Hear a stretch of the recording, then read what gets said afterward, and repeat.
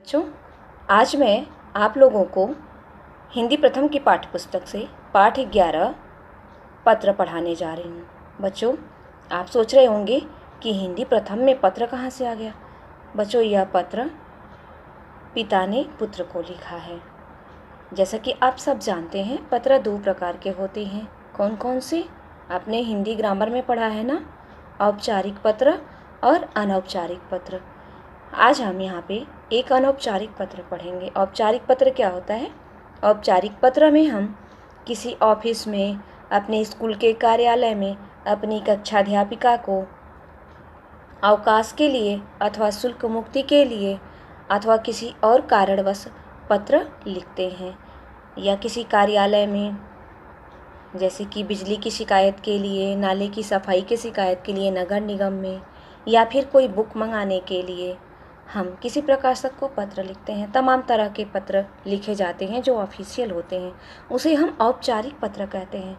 किंतु दूसरे प्रकार का जो पत्र होता है उसे हम अनौपचारिक पत्र कहते हैं। अनौपचारिक यानी उसमें किसी प्रकार के दिखावे की आवश्यकता नहीं होती है, उसकी भाषा भी संक्षिप्त नहीं होती है। हम अपने मन के भावों को विस्तार पूर्वक व्यक्त कर सकते हैं, कोई जानकारी उसमें दे सकते हैं। पहले इस तरह के पत्र बहुत लिखे जाते थे। अब पत्र का ज़माना समाप्त सा हो गया है, समाप्त नहीं हुआ है किंतु लुप्त थोड़ा थोड़ा कम हो गया है। ऑफिशियल पत्र अभी भी लिखे जाते हैं। तो उसी क्रम में दो लोगों का नाम बहुत ही महत्वपूर्ण है। एक है नेहरू जी का और दूसरा है महात्मा गांधी का। नेहरू जी ने भी जेल में बंद होने के दौरान ही अपनी प्रिय बेटी इंदिरा प्रियदर्शनी को बहुत अच्छे अच्छे पत्र लिखे हैं। उनमें से एक पत्र मुझे याद है जो उन्होंने लिखा था। इंदिरा प्रियदर्शनी को पत्र लिखा था, पिता के पत्र पुत्री के नाम उसका शीर्षक था, मैंने पढ़ा था। उसमें उन्होंने ग्रह और नक्षत्रों के बारे में जानकारी दी थी। इसी प्रकार का पत्र गांधी जी ने अपने पुत्र को प्रिटोरिया जेल दक्षिण अफ्रीका से लिखा है। गांधी जी के 3 पुत्र थे बच्चों, और उसमें सबसे बड़े पुत्र का नाम मणिलाल था। उन्होंने रामदास और देवदास का परवरिश का जिम्मा भी मणिलाल को ही सौंपा हुआ था। उसके विषय में भी और भी तमाम ज्ञान की बातें इस पत्र में साझा की हैं। तो ये अनौपचारिक पत्र हम अपने किसी भी रिश्तेदार को, अपने भाई को, अपनी बहन को, माता को, पिता को, दादा बाबा, किसी को भी हम ये पत्र लिख सकते हैं। तो अब हम पत्र को देखते हैं कि इस पाठ में गांधी जी ने क्या बताया है। बच्चों, पाठ को शुरू करने से पहले सबसे पहले हम लोग पाठ की रीडिंग लगाते हैं। तो हम अब पढ़ना शुरू करते हैं। आइए देखते हैं पुत्र को पत्र। इस पाठ में गांधी जी ने अपने बड़े बेटे मणिलाल को पत्र के द्वारा बहुत ही अच्छी अच्छी बातें, जीवन में महत्वपूर्ण उपयोगी बातें बताई हैं। आइए देखते हैं। प्रिय पुत्र, प्रिटोरिया जेल 25 मार्च 1909। प्रतिमाह से एक पत्र लिखने और एक पत्र प्राप्त करने का अधिकार मुझे मिला है। अब मैं लिखूं किसे? ? मिस्टर रीच का, मिस्टर पोलक का, और तुम्हारा ख्याल मुझे बारी बारी से आया। लेकिन मैंने तुम्हें ही लिखना पसंद किया, क्योंकि पढ़ने के समय तुम्हारा ही ध्यान मुझे बराबर रहता था। इन्होंने अपने बेटे को क्यों पत्र लिखना चाहा? क्योंकि जब ये पढ़ते थे उस समय इन्हें बार बार अपने बेटे का ही ध्यान आता था। यानी कि जेल में गांधी जी कुछ न कुछ अध्ययन किया करते थे, किताबें पढ़ा करते थे, और उन्होंने कुछ ज्ञान प्राप्त किया उन किताबों को पढ़कर। वही ज्ञान वो अपने बेटे को देना चाहते हैं। तो देखिए क्या है। मेरे बारे में तुम जरा भी चिंता मत करना। विशेष कुछ कहने का अधिकार मुझे नहीं है। मैं पूर्ण रूप से शांति में हूँ, अर्थात मैं एकदम ठीक हूँ। आशा है कि बा अच्छी हो गई होंगी। बा कौन है बच्चों? बा गांधी जी की पत्नी है। उनका पूरा नाम कस्तूरबा है और प्यार से गांधी जी उन्हें केवल बा कहकर बुलाते थे। ये तो आप जानते ही होंगे। मुझे मालूम है कि तुम्हारे कुछ पत्र यहाँ आए हैं, लेकिन वे मुझे नहीं दिए गए। फिर भी डिप्टी गवर्नर की उदारता से मुझे मालूम हुआ कि बा का स्वास्थ्य सुधर रहा है। स्वास्थ्य सुधर रहा है यानी उनकी तबीयत ठीक हो रही है। उनकी तबीयत कुछ खराब थी। बच्चों, जब पहले स्वतंत्रता संग्राम सेनानी लोग जेल में रहते थे तो उन्हें उनके परिवार के द्वारा भेजा गया पत्र भी प्राप्त नहीं होता था।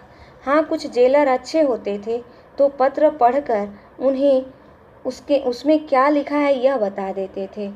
तो डिप्टी गवर्नर ने गांधी जी को उनके घर से आए पत्र के समाचार सुना दिए, जिससे गांधी जी को यह पता चल गया कि उनकी पत्नी बा का स्वास्थ्य सुधर रहा है। आगे, क्या वे फिर से चलने फिरने लगी? बा और तुम लोग सवेरे दूध के साथ साबूदाना बराबर ले रहे होगे। बच्चों इन लाइनों में गांधी जी ने आहार के विषय में बात की है। आहार में साबूदाना लेना बहुत ही अच्छा होता है। बीमार का आहार भी ये अच्छा है और व्रत में फलाहार भी साबूदाना बहुत अच्छा है और ये आज भी उपलब्ध है और हम लोगों के सबके घरों में यह सेवन किया जाता है। आगे, अब कुछ तुम्हारे बारे में कहना चाहूँगा। तुम कैसे हो? तुम पर जो जिम्मेदारी मैंने डाली है तुम उसके सर्वथा योग्य हो और आनंद से उसे निभा रहे होगे, मुझे ऐसी आशा है। मैं जानता हूँ कि तुम्हें अपनी शिक्षा के प्रति असंतोष है। जेल में मैंने यहाँ खूब पढ़ा है। बच्चों, पहले ही गांधी जी ने इशारा कर दिया था कि उन्होंने अध्ययन किया है। इससे मैं यह समझा हूँ कि केवल अक्षर ज्ञान ही शिक्षा नहीं है। सच्ची शिक्षा तो चरित्र निर्माण और कर्तव्य का बोध है। अर्थात शिक्षा का मतलब है अच्छे चरित्र का निर्माण करना और अपने कर्तव्य का ज्ञान होना और उसका पालन करना, जो कि गांधी जी के पुत्र मणिलाल निभा भी रहे थे। यदि यह दृष्टिकोण सही है और मेरे विचार से यह बिल्कुल ठीक है तो तुम सच्ची शिक्षा प्राप्त कर रहे हो। आजकल तुम्हें अपनी बीमार माँ की सेवा का अवसर मिला है। रामदास और देवदास को भी तुम संभाल रहे हो। यदि यह काम तुम अच्छी तरह और आनंद से करते हो तो तुम्हारी आधी शिक्षा तो इसी के द्वारा पूरी हो जाती है, क्योंकि गांधी जी ने पहले ही बता दिया कि सच्ची शिक्षा का मतलब चरित्र निर्माण और कर्तव्य का बोध है। तो उस समय मणिलाल का कर्तव्य क्या था? अपनी बीमार माँ की सेवा करना और छोटे भाइयों की परवरिश करना। तो उनकी आधी शिक्षा तो पूरी हो गई बच्चों। अब आगे, संसार में 3 बड़ी बातें महत्वपूर्ण हैं। इनको प्राप्त कर तुम संसार के किसी भी कोने में जाओगे तो अपना निर्वाह कर सकोगे, गुजारा कर सकोगे। ये 3 बातें हैं: अपनी आत्मा का, अपने आप का और ईश्वर का सच्चा ज्ञान प्राप्त करना। बच्चों, ये लाइनें समझने वाली हैं। हमारी आत्मा कैसी है? हमारी आत्मा बहुत सुंदर होती है। हमें उसमें सुंदर विचार रखने होते हैं। इसका ज्ञान हमें होना चाहिए। शिक्षा का ये भी मतलब है। और हमें ईश्वर का भी सच्चा ज्ञान होना चाहिए कि ईश्वर है, वो विद्यमान है और हमारी अच्छाई और बुराई को वह देखता है। और अपने आप का, यानी कि हम क्या हैं, कैसे हैं और हमारे अंदर क्या शक्ति है, हम क्या कर सकते हैं। ये 3 बातें गांधी जी के अनुसार सबसे महत्वपूर्ण है जीवन को बिताने के लिए। इसका मतलब यह नहीं कि तुम्हें अक्षर ज्ञान नहीं मिलेगा, वह तो मिलेगा ही, लेकिन तुम उसी की चिंता करो या मैं नहीं चाहता। इसके लिए तुम्हारे पास अभी बहुत समय है। अक्षर ज्ञान तो इसलिए होता है कि जो कुछ तुम्हें मिला है उसे कुछ दूसरों को दे सको। अर्थात बच्चों, ज्ञान हमें दूसरों को बांटना चाहिए। और ये अक्षर ज्ञान क्या है? जो हम लिखते और पढ़ते हैं। परंतु जो लिखते पढ़ते नहीं हैं, अर्थात निरक्षर होते हैं, उसका मतलब ये बिल्कुल नहीं होता है कि उनके पास ज्ञान नहीं होता है, जानकारी नहीं होती है या कोई कौशल नहीं होता है। हर किसी के पास कोई गुण, जानकारी और ज्ञान अवश्य होता है। हाँ, अक्षर ज्ञान किसी के द्वारा देने पर ही प्राप्त होता है। इतना और याद रखना कि अब से हमें गरीबी में रहना है। जितना अधिक मैं विचार करता हूँ उतना ही अधिक मुझे लगता है कि गरीबी में ही सुख है। अमीरी की तुलना में गरीबी अधिक सुखद है। बच्चों, इन पंक्तियों में गांधी जी ने अमीरी और गरीबी में फ़र्क बताया है, किंतु गांधी जी ने बताया है कि गरीबी में ज़्यादा सुख है अमीरी की अपेक्षा। इसलिए बच्चों, गरीबी और अमीरी की चिंता नहीं करनी चाहिए, बल्कि अपना काम करना चाहिए। गरीब हो या अमीर हो, हमें अपना कर्तव्य निभाना चाहिए। और गरीबी में निवास करना गांधी जी की सोच है कि वो ज़्यादा अच्छा है, सुखद है, सुंदर है। खेत में घास और गड्ढे खोदने में पूरा समय देना, भविष्य में हमें अपना जीवन निर्वाह इसी से करना है। मेरी इच्छा है कि अपने परिवार में तुम एक योग्य किसान बनो। सभी औजारों को साफ और सुव्यवस्थित रखना। बच्चों, गांधी जी क्या कहते हैं अपने पुत्र से? क्योंकि हमारा देश ही कृषि प्रधान देश है, हमारे देश में सबसे ज़्यादा किसान लोग रहते हैं, हमारे देश का मुख्य व्यवसाय कृषि है, किसानी है। तो गांधी जी भी एक किसान थे और वो आगे भविष्य में किसान ही बनना चाहते थे। इसीलिए उन्होंने अपने पुत्र को भी शिक्षा दी कि तुम्हें किसान ही बनना है। और इसके लिए सबसे ज़्यादा ज़रूरी क्या है? कृषि में इस्तेमाल किए जाने वाले औजारों को साफ सुथरा रखना, जैसे हल, खुरपा, कुदाल आदि औजारों को साफ करके रखना और सुव्यवस्थित यानी अच्छे तरीके से रखना। अक्षर ज्ञान में गणित और संस्कृत पर पूरा ध्यान देना। भविष्य में संस्कृत तुम्हारे लिए बहुत उपयोगी सिद्ध होगी। ये दोनों विषय बड़ी उम्र में सीखना कठिन है। संगीत में भी बराबर रुचि रखना। बच्चों, यह बात बिल्कुल सत्य है। गणित ऐसा विषय है कि उसे बचपन से ही जब आप अभ्यास करते रहेंगे, तभी जाकर आप उसमें मास्टर बन पाएंगे, अर्थात परिपूर्ण बन पाएंगे। आपको अच्छा ज्ञान प्राप्त हो पाएगा। निरंतर अभ्यास की ज़रूरत होती है। और गणित के जैसे ही संस्कृत विषय भी है, संस्कृत विषय में भी शुरू से ही हमें ध्यान लगाने की आवश्यकता होती है।